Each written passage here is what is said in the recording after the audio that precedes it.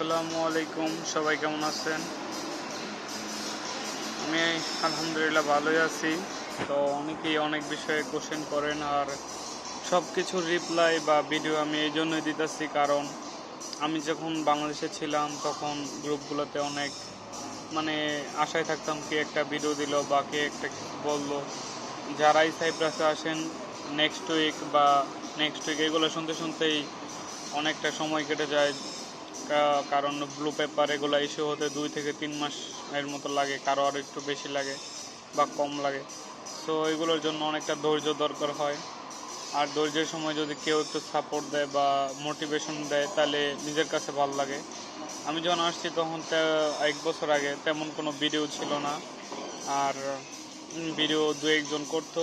ওরা একদিন করলে হয়তো 2-4 মাস করতো না, কারণ বুঝি সাইপ্রাসে আসলে সবাই জব করে, সবারই সময়ের দাম আছে। আমিও 11-12 ঘন্টা ডিউটি করি, এখন ডিউটির মাঝে ব্রেক টাইমে একটা ভিডিও করছি।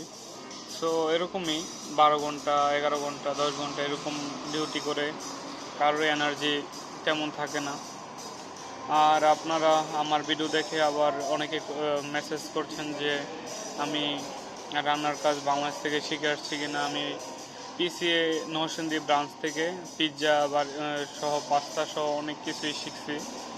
ওইখানে মোট 66টা আইটেম শেখাইছে, যার মধ্যে কোরিয়া, মিডল ইস্ট, ইউরোপ এবং আমেরিকা সহ মেক্সিকান অনেক ধরনের খাবারের আইটেমগুলো আমরা জানি বা শিখছি ওইখান থেকে। সো যারা এগুলো শিখবেন হয়তো 20,000 হয়তো 30,000 টাকার মতো খরচ হতে পারে। তো শিখে আসা অনেকটা ভালো, কারণ জব পেতে গেলে এক্সপিরিয়েন্স চায় বা এই বিষয়ে ধারণা আছে কিনা জিজ্ঞেস করে।